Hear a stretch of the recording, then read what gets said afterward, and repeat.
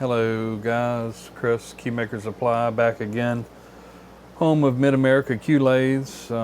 Today we're going to take a look at the carriage assembly. I guess I'm going to call it a deep dive into the carriage assembly on Keymaker style lathes, particularly the Mid-America lathe. We do adjust these one at a time before we ship them out. From time to time they'll need readjusting, lubrication, and I figure if you own one of these lathes, you need to know the name of all of the parts and how all the parts work and work together. So to start it off, we've got a lathe bed which has a gear rack in it. This is a rack and pinion system. We have here what's called a pinion gear. These come in two different styles. We'll talk about that later, but know how well you can see it. The teeth on the pinion gear ride in this rack here. That helps advance the carriage assembly up and down the lathe bed. The pinion gear is mounted inside of a hand wheel. This will all be assembled from the factory. Hand wheel has a set screw in it to lock the pinion gear in place, and then it runs through the middle of a piece that we call an eccentric. It's called an eccentric because it's not concentric. It means it's drilled off center. So as you can see, we have a fat part of the tube here on top, and the bottom of the tube is thinner, holes drilled off center. And what this does is mounted in the carriage. That's what lets the wheel spin. But as it's in the carriage, it adjusts the height of the gears on the end of the pinion gear in relation to the rack. So essentially, if you have the fat part of the gear up top, it's going to push the gears on the end of the pinion farther down, closer to the rack. Or if you rotate it 180 degrees, it's going to pick it up farther from the rack. And this kind of adjusts the amount of backlash in the gears and how they mesh with the gears on the rack. So carriage assembly, the front of the carriage assembly, we have an eccentric hole. And this is where our eccentric tube slides in. First, I'm going to have to loosen the screw on the side. This is an eccentric locking screw or set screw. It's got a nut on the outside of it. It's a locking nut. We'll put our eccentric in. We'll take the thick part of the eccentric. Usually start it out about 3 o'clock. Push it in, and we'll leave it be for a minute. Talk about the rest of the parts. If you look from the side here, we have what's called a gib. It's this brass piece here. You see it shaped like the opposite of the dovetail. So this gib, what it does, or the way that it works, is it'll lock into a dovetail this way, and the tighter it is, the tighter the carriage is on the dovetail. Like right now it's extremely loose, so we're going to adjust that in a minute, but I'll show you what's used to adjust it. On the side you're going to have a brass screw. This brass screw, one on each side, it's made to lock this screw into place after you adjust this screw. This screw here is a special screw. Looks like this. I don't know how well you can see the tip of it. It meshes into a hole on the back of the gib. It's actually a pretty tight tolerance. I don't know how well this is going to focus, but the purpose of that is to keep this gib, once it's in place, from being able to slide out of the ends. If that gib didn't have the holes on the end of it, as you move the carriage up and down, this gib would just slide out on you. So we have 2 gib adjustment screws on the back. These need to be adjusted pretty much evenly or the same. You don't want to have one of them way in, one of them way out, because then your gib would be, it's an exaggerated view, would be cocked like this. You want to try to keep it straight as possible. Then in the center here we have a carriage lock. This is not really used for adjustment. This is used to lock the carriage into place.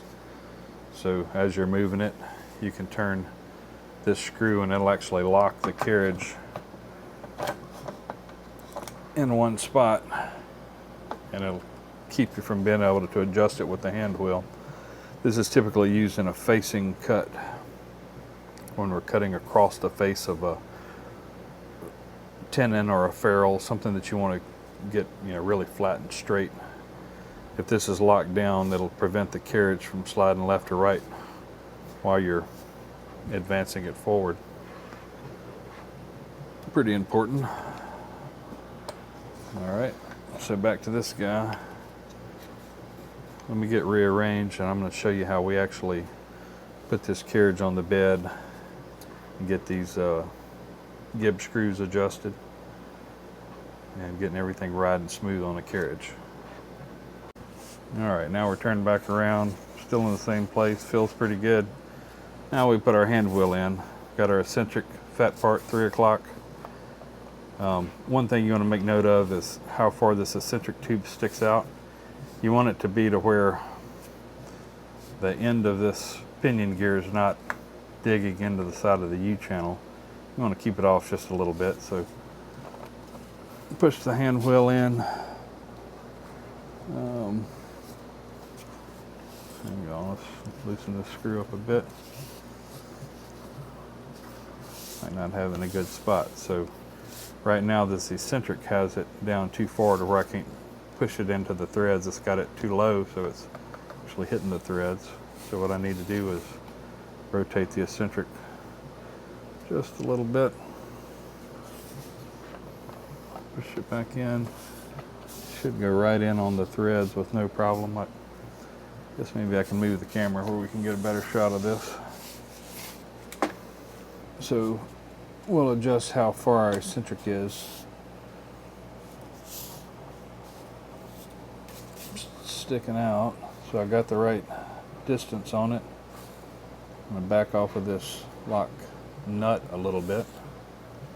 We're going to tighten this screw down. Don't tighten this set screw too much. If you do, you're going to crush this tube, and when you crush the tube, it's going to lock the pinion gear into the center of the eccentric, and you're going to be in need of a new eccentric. So I've got that. A lot of times here you can grab the carriage and hold it and rotate the gear to see how much play you've got in. I mean, that's pretty good right there. I really like that. If you look here, we're at about, like I said, about 3 o'clock. Actually a little more, maybe between 3 and 4 o'clock on the fat part. Usually falls out right about there. These things are pretty precise, pretty repeatable as far as manufacturing on them. Anyway, that's it. This guy feels really good. You want to check this against the whole length of the lathe. One thing I've noticed is that these beds are hard anodized, and that actually builds a coating on them. I don't know the specs on tolerances on anodization, but what I do know is that after a while, you know, using this lathe, at first this anodization may be a little inconsistent, you know, maybe a little thicker 6 inches down the lathe than it is here at the end. So you'll hit some tight spots, but after using the lathe for a while, it'll all kind of wear into itself. I do like to lubricate it.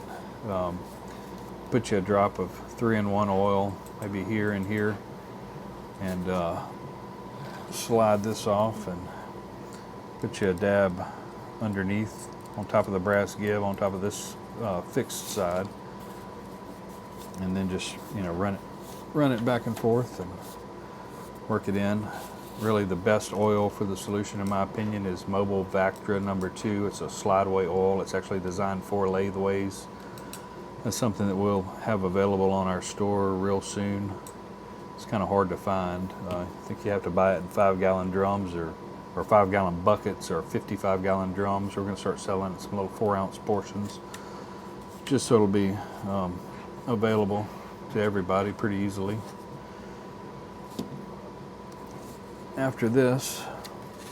we'll go and we'll mount our tool post back on our lathe. Tool post, one T-nut in the bottom, slides into one of these T-slots. I typically like it in this left T-slot here. I like to push it back as far as possible. And then again, our cutter, like I said, 11 o'clock. Push it in, tighten your two screws down.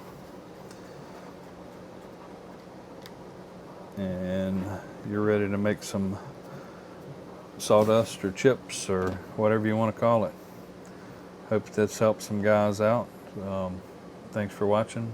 If you got any requests for anything you'd like to see in a video, make sure you send me a message, give me a phone call. We'll try to make it happen. Keep an eye on the website. I've got a ton of new things in the works. All right, I think that's a wrap. Thanks for watching. Make sure you check us out on Facebook, Mid-America Lathes and Keymaker Supply, or our website, keymakersupply.com, home of Mid-America Lathes. See you again soon. Thanks. To keep going with naming of the parts, here we have a carriage assembly, which consists of a few parts. I'm going to call this the carriage body, the main body. On top of it here we have a top slide and a cross feed handle. So the cross feed handle advances the top slide away from you, back towards you, and this is a tool post. The tool post, it actually holds your cutting tool, slides in one of these T-slots on top of the top slide, and this is what holds your actual cutting tool. Here's one of the cutting tools. This is a tool that will ship standard with your lathe. This is a high-speed steel cutting tool. The orientation for this would be the tip of the cutting tool at 11 o'clock. This is called a right hand, left hand tool. In this position, it's made to cut from right to left. And that's the typical position that we use it in doing key work. But this tool is set up to be able to cut right to left or left to right. And to change it, you can just simply flip it this way, and you see it changes the tip of the cutting point to about 3 o'clock, or actually probably 2 o'clock. And that's made to cut from left to right, which that doesn't come up a lot in the key world. It's got some uses. Anyway, cutting tool fits into the tool post, typically in this orientation. We want as little stick out on the cutting tool as possible. It keeps it from flexing while cutting. Back to the carriage. So carriage assembly. The front of the carriage assembly, we have an eccentric hole. And this is where our eccentric tube slides in. First, I'm going to have to loosen the screw on the side. This is an eccentric locking screw or set screw. It's got a nut on the outside of it. It's a locking nut. We'll put our eccentric in. We'll take the thick part of the eccentric. Usually start it out about 3 o'clock. Push it in, and we'll leave it be for a minute. Talk about the rest of the parts. If you look from the side here, we have what's called a gib. It's this brass piece here. You see it shaped like the opposite of the dovetail. So this gib, what it does, or the way that it works, is it'll lock into a dovetail.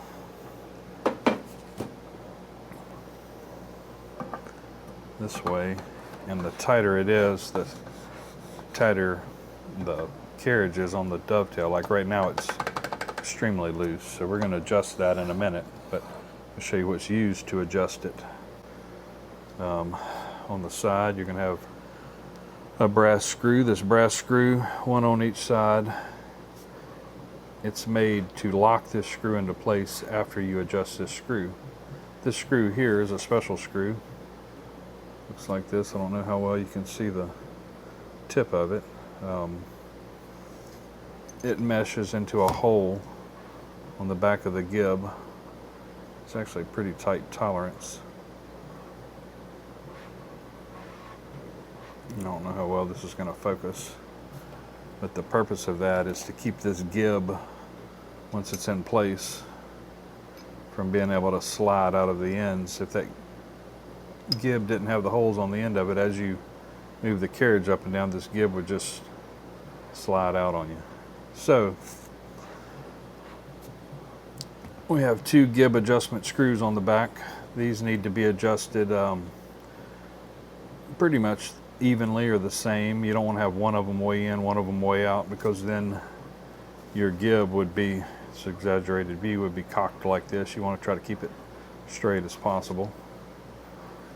Then in the center here we have a carriage lock. This is not really used for adjustment. This is used to lock the carriage into place. So as you're moving it, you can turn this screw and it'll actually lock the carriage in one spot, and it'll keep you from being able to adjust it with the hand wheel. This is typically used in a facing cut when we're cutting across the face of a tenon or a ferrule, something that you want to get, you know, really flat and straight.